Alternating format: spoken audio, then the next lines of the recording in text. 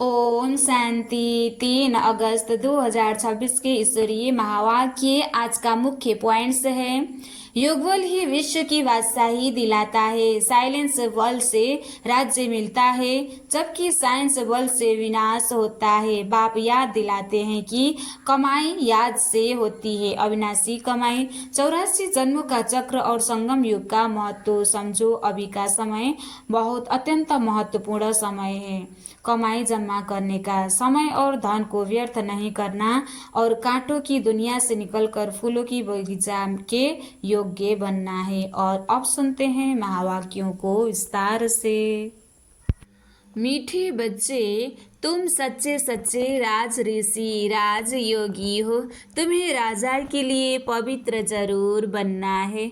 मीठे बच्चे, तुम सच्चे सच्चे राज ऋषि राज योगी हो। शिव बाबा कहते हैं हम सच्चे राज ऋषि और राजयोगी हैं। तुम्हें राजा के लिए पवित्र जरूर बनना है। स्वर्ग दुनिया में राज्य करने के लिए पवित्र जरूर बनना है। ज्ञान और योग से हम पवित्र बनते हैं। प्रश्न, कौन सा अटेंशन राजाई के लायक बना देता है? कौन सा अटेंशन देना है जो राजाई के लायक बने? उत्तर में बाबा कहते हैं अगर पढ़ाई पर पूरा पूरा अटेंशन है तो राजाई मिल जाती है। बाप जो सुनाते हैं उसे अच्छी रीति सुनकर धारण करो। बाप ने सुनाया और बच्चों ने सुना तो राजाई मिल जाएगी। अगर सुनते समय उबासी देते व झुटका खाते बुद्धि भटकती तो राजाई गवा देंगे। इसलिए पढ़ाई पर पूरा अटेंशन दो। तो शिव बाबा कहते हैं अगर पढ़ाई पर पूरा अटेंशन है तो राजाई मिल जाती है। जितना पढ़ाई और योग पर ध्यान देंगे तो उच्च पद के अधिकारी बनते हैं। बाबा जो सुनाते हैं उसे अच्छी रीति ध्यान से सुनकर धारण करनी है। बाबा ने सुनाया और बच्चों ने सुना तो राजाई स्वतः ही मिल जाएगी। अगर सुनते समय उबासी देते व झुटका खाते, ध्यान नहीं है सुनते समय, पढ़ाई पढ़ते समय ध्यान नहीं है, बुद्धि भटकती तो राजाई गवा देंगे।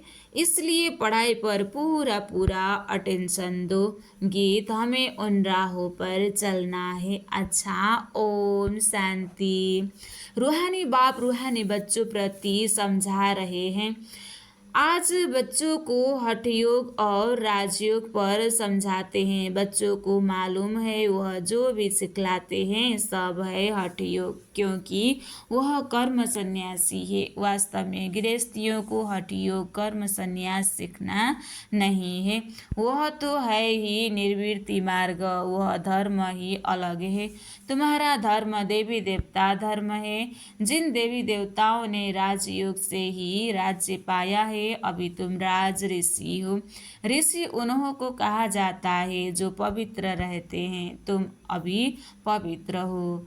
तुम अभी पवित्र हो। अगर पवित्र न रहे तो उनको ऋषि नहीं कहा जाता। तुम राजाई पाने के लिए पवित्र बनते हो, वह कोई राजाई पाने के लिए पवित्र नहीं बनते। तुम जानते हो कि पवित्र दुनिया में हमको पवित्र राजाई थी।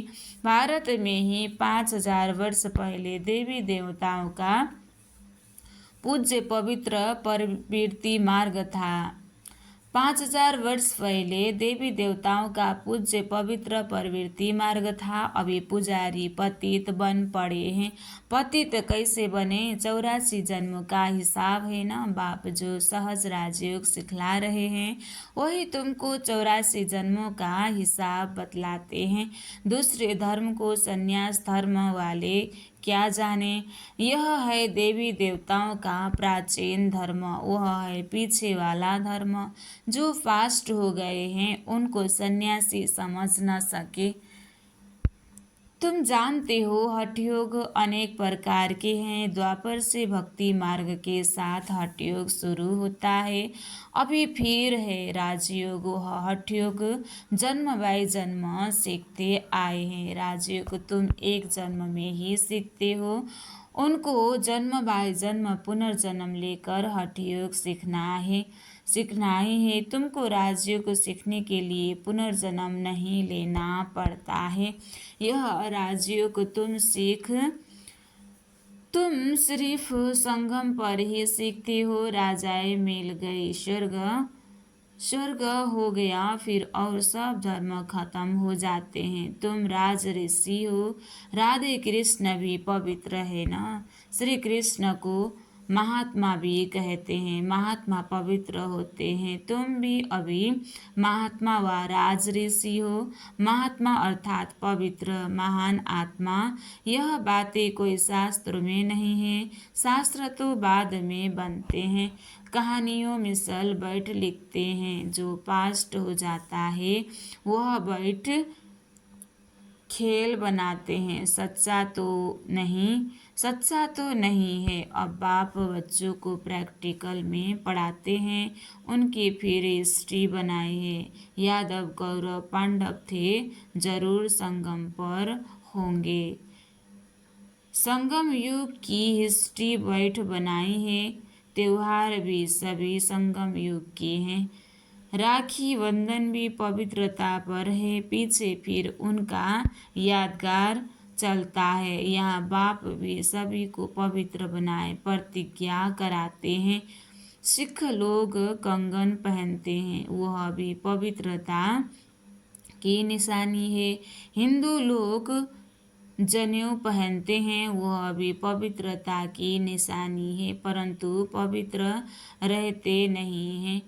राखी बांधते हैं, अर्थ थोड़े ही समझते हैं। आगे ब्राह्मण लोग राखी बांधते थे, अभी बहन भाई को राखी बांधती है। खर्ची देते हैं। यह सब अभी फैशन पड़ा है। वास्तव में यह है पवित्रता की बात। बाबा कहते हैं बच्चे का महाशत्रु है। वह ब्राह्मण लोग कोई ऐसे नहीं समझते हैं। बाबा कहते बच्चे का महाशत्रु है। वह ब्राह्मण लोग कोई ऐसे नहीं समझते हैं। अभी बेहद का बाप कहते हैं अत का ब्राह्मण ऐसे नहीं समझते हैं कि काम महाशत्रु है।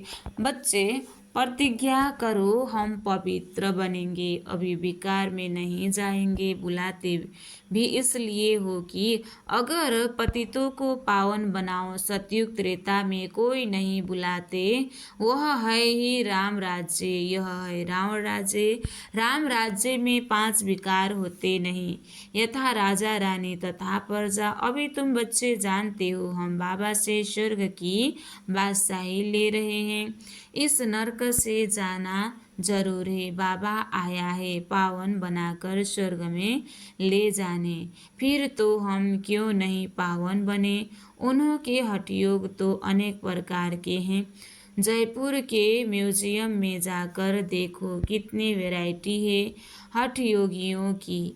उनसे होता कुछ भी नहीं, सीढ़ी नीचे उतरते ही जाते हैं। बाबा ने समझाया है, भारत जब पतित बनता है, रावण का राज्य होता है, तो धरनी हिलने लगती है। सोने के महल आदि सब नीचे चले जाते हैं।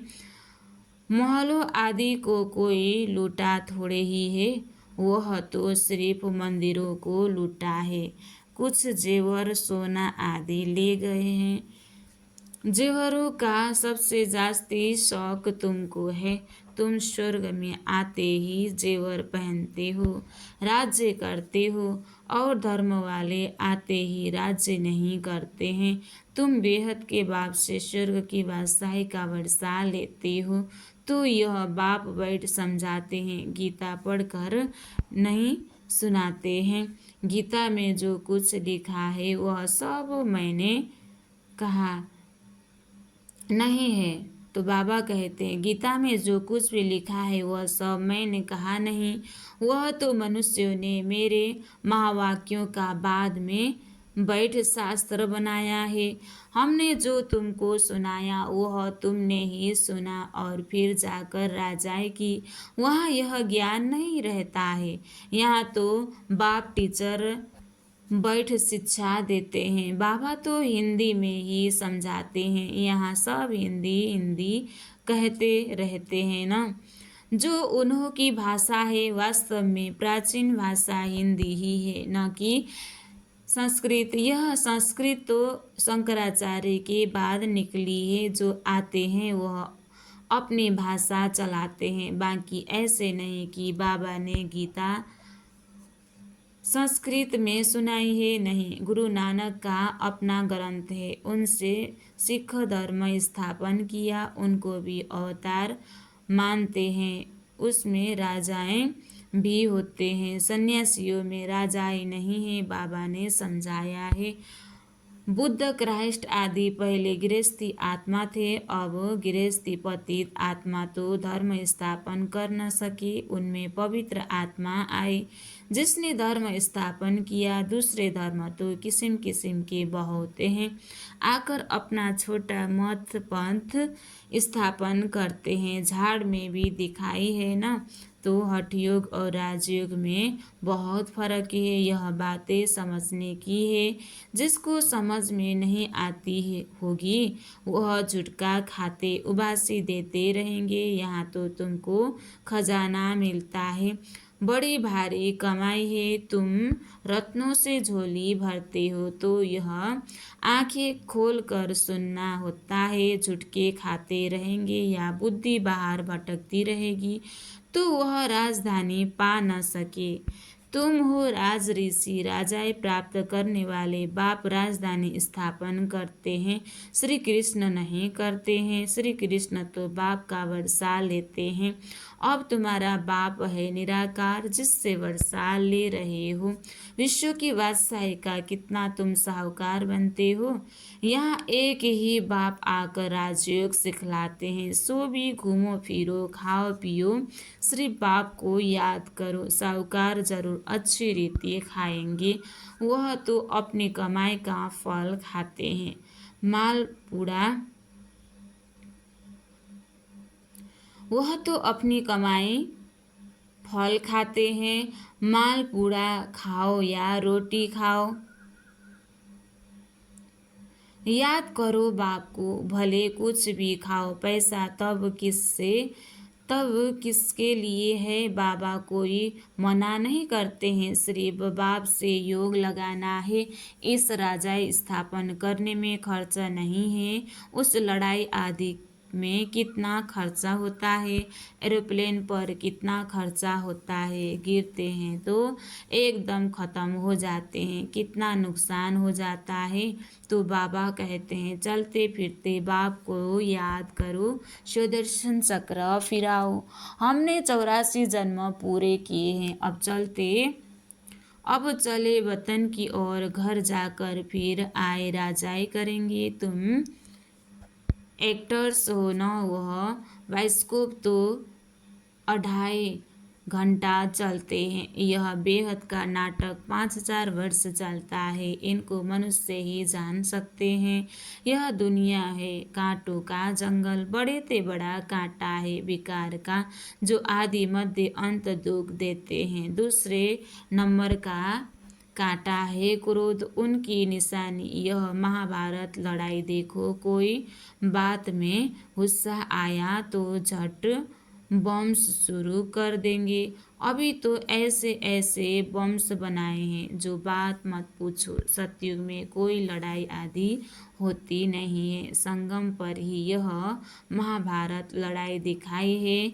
दूसरे कोई शास्त्र में लड़ाई की बात ही नहीं, वहाँ तो सारे विश्व के तुम मालिक रहते हो, लड़ाई की बात हो न सके। शास्त्रों में असुरों और देवताओं की लड़ाई दिखाई है, परंतु देवताएं अहिंसक है, तुम योग बल से विश्व के मालिक बनते हो। यह है साइलेंस बल, इसमें कुछ तुमको बोलना ही नहीं है। याद के बल से तुम बाबा से विश्व की बादशाही लेते हो। फर्क देखो कितना है। साइंस बल से विनाश होता है, उसी ही साइंस से फिर सतयुग में सुख देखेंगे। ये साइंस साइंस से इन्वेंशन करते हैं वह तो सुख के लिए करते हैं, यह भी आकर कुछ ज्ञान लेंगे। प्रदर्शनी में तो सब आते हैं, आगे चल सब आएंगे, तुम्हारे इस साइलेंस बल का आवाज़ निकलेगा। शिव बाबा कहते हैं जब साइंस की बल से हमें सुख मिलता है तो साइंस की बल से क्यों नहीं, साइलेंस की बल से क्यों नहीं। तो तुम प्रश्न पूछते हो गीता का भगवान कौन, ऐसे प्रश्न कोई पूछ न सके। जहाँ यह प्रश्न लिखते हो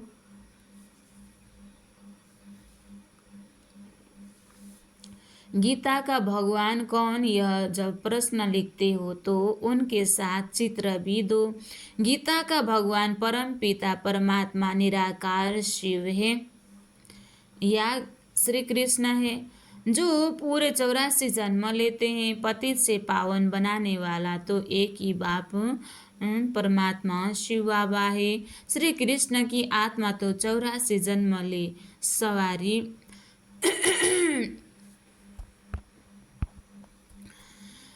तो पतित से पावन बनाने वाला तो एक ही शिव बाबा है। श्री कृष्ण की आत्मा तो 84 जन्म ले सावरा बनी है, तो उनको बैठ समझाते हैं तुमने 84 जन्म लिए हैं, तुम अपने जन्मों को नहीं जानते हो। एक्टर्स को पता तो होना चाहिए ना कि हम 84 जन्म कैसे लेते हैं। सन्यासियों का धर्म ही अलग है। भारतवासियों को अपने धर्म का पता न होने कारण और धर्मों में जाते रहते हैं। किसी गुरु की आशीर्वाद से किसी को धन मिल गया तो उनके पीछे चटक पड़ते हैं। तो बाबा कहते हैं फिर दिवाला निकला तो कहेंगे खुदा की भाभी। बच्चा मिला बहुत खुशी होगी, अच्छा 10-12 दिन के बाद बच्चा मर गया तो कहेंगे ईश्वर की भावी। इनको जिंदा करना हमारे हाथ में नहीं है। तो शिव बाबा कहते मैं भी नियम में बंधा हूँ, मैं किसी के साथ बुरा नहीं करता हूँ, तो कर्म के फल मिलते हैं। तो किसी को जिंदा करना हमारे हाथ में नहीं है। बाबा के बहुत ऐसे मिसाल देखे हुए हैं, ऐसे ऐसे बहुत होते हैं। यहाँ तो बाबा बैठा है, बाबा बच्चों को समझाते हैं मीठे मीठे बच्चों पावन बनो। याद है जब महाभारत लड़ाई लगी थी तो द्रौपदी ने पुकारा था बाबा हमको यह दुशासन नंगन करते हैं, हमको इनसे बचाओ। 5000 वर्ष की बातें, इन अबलाओं पर अत्याचार इस विष पर ही होते हैं। कोई तो स्त्रियां भी ऐसी होती है जो विष बिगर रह नहीं सकती, उन्हों का नाम भी रखा हुआ है सुपनखा पुतनखा। जो विष के लिए तंग करते हैं वह है कंस, जरासंधी, शिशुपाल। यह सब विनाश को तो पाने ही है। इस समय है आसुरी रावण राज्य, फिर होगा ईश्वरीय राज्य। इस सारे चक्र को तो तुम जान गए हो कि कैसे 84 जन्म लेते हैं। यह भूलता तब है जब विकार में जाते हैं। विकार में जाने वाले का मुंह ही पीला हो जाता है, खुद ही समझते हैं यह हमने क्या कर दिया। बाबा कहते हैं बच्चे इस विषय गटर में मत खाओ, इस विकार में मत जाओ, यह तुमको आदि मध्य अंत दुख देने वाला है, इसमें न पड़ो। कसम उठाओ कि हम विकार में कभी नहीं जाएंगे। भगवान वाच है, काम महाशत्रु है। हर एक चित्र में पहले तो यह लिखो ज्ञान सागर पतित पावन गीता ज्ञान दाता शिव भगवान वाच, तो फिर श्री कृष्ण का नाम उड़ जाए। हमको गीता का भगवान बैठ यह बतलाते हैं, वही ज्ञान हम लेते हैं। भगवान ही आकर नई दुनिया स्थापन करते हैं और पुरानी दुनिया का विनाश होता है। रुद्र ज्ञान यज्ञ है ना, असूल है शिव बाबा, रुद्र बाबा नहीं कहेंगे। बॉम्बे में बाबू बॉम्बे में बाबूरी नाथ का मंदिर है, अब बबुल कहा जाता है कांटों को। बाबूरी नाथ नाम क्यों रखा है यह कोई समझते ही नहीं है। चित्र तो शिव का ही है, बाकी तो अनेक नाम रख दिए हैं। शिव बाबा ही आकर कांटों के जंगल को फूलों को बगीचा बनाते हैं, वही तुम्हारा बाप है। उनका नाम है शिव। शिव परमात्माए नमः। ब्राह्मण देवी देवताए नमः। अक्षर बिल्कुल क्लियर है। अब वह परम पिता परमात्मा बैठ इस रथ द्वारा समझा रहे हो बहु, जैसे लौकिक बाप समझाते हैं। बच्चे, हमारे कुल को कलंक नहीं लगाना, कोई खराब काम नहीं करना। यह बाबा भी कहते हैं, बच्चे विकार में तो कभी नहीं जाना, पवित्र बनने बिगर स्वर्ग में उच्च पद पा नहीं सकेंगे। बहुत जबरदस्त कमाई तुम कर रहे हो, बाकी सब गवा रहे हैं। भले कोई के पास पदम है, बड़े बड़े महल बना रहे हैं, लाखों रुपए खर्च करते हैं, तुम समझते हो वह सब वेस्ट ऑफ टाइम है, यह कुछ काम नहीं आएगा, सब खत्म हो जाएगा। वह तो समझते हैं 10-12 हजार वर्ष चलेंगे। तुम बच्चे जानते हो मौत तो सामने खड़ा है सिर पर, थोड़े समय के अंदर यह अर्थक्वेक आदि हो सब डामाडोल हो जाएगा। अर्थक्वेक आदि में अनगिनत मर जाते हैं, अब तो विनाश होना ही है। विनाश का साक्षात्कार और स्थापना का साक्षात्कार किया है, सो फिर इन आँखों से देखेंगे भक्ति मार्ग में कितना कुछ करते हैं, परंतु कोई वैकुंठ में जा न सके, ज्ञान बिगर सद्गति हो न सके। यह सब भक्ति मार्ग के खिलौने हैं। अच्छा, मीठे मीठे सिकलते बच्चों प्रति माता पिता बाप दादा का याद प्यार और गुड मॉर्निंग। रूहानी बाप की रूहानी बच्चों को नमस्ते। हम रूहानी बच्चों की भी रूहानी बाप दादा को दिल से याद प्यार और गुड मॉर्निंग।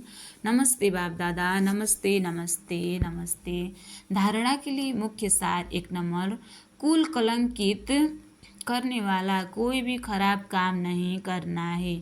कुल कलंकित करने वाला खराब कर्म नहीं करना है। पवित्र बनने की अपने आप से प्रतिज्ञा करनी है। दूसरा, अपना टाइम नहीं वेस्ट करनी है, अपना टाइम वेस्ट नहीं करना है। फूलों के बगीचे में चलने के लिए कांटे निकाल देने हैं। आज बाबा ने वरदान दिया है, अलौकिक खेल और खिलौने से खेलते हुए सदा शक्तिशाली बनने वाले अचल अडोल भव। अलौकिक खेल और खिलौने से खेलते हुए सदा शक्तिशाली बनने वाले अचल अडोल भव। अलौकिक जीवन में माया की विघ्न आना भी एक खेल है। जैसे शारीरिक शक्ति के लिए खेल कराया जाता है, ऐसे अलौकिक युग में परिस्थितियों को खिलौना समझकर यह अलौकिक खेल खेलो। इससे डरो व घबराओ नहीं, सर्व संकल्पों सहित स्वयं को बाप दादा पर बलिहार कर दो, तो माया कभी वार नहीं कर सकती। रोज अमृत वेले साक्षी बन स्वयं का सर्व शक्तियों से श्रृंगार करो, तो अचल अडोल रहेंगे। स्लोगन, कोई भी संसार समाचार सुनाना, यह भी स्वयं में कीचड़ जमा करना है। कोई भी संसार समाचार सुनाना, यह भी स्वयं में कीचड़ जमा करना है। अव्यक्त इशारे अपवित्रता के बीज को भी समाप्त कर संपूर्ण स्वच्छ पवित्र बनो। बाप दादा का मुख्य फरमान है, बाबा का मुख्य फरमान है, निरंतर याद में रहो और मन वाणी कर्म से पवित्र बनो। संकल्प में भी अपवित्र व अशुद्धता न हो, इसको कहते हैं संपूर्ण पवित्र। संकल्प में भी अगर पुराने अशुद्ध संस्कार टच करते हैं, व्यर्थ संकल्प चलते हैं या स्वप्न आते हैं, तो भी संपूर्ण पवित्र नहीं करेंगे। इसलिए पवित्र भव व योगी भव के पहले पाठ को स्वरूप में लाओ, तभी बाप समान और बाप के समीप आने के अधिकारी बन सकते हो। अच्छा। ओम शांति।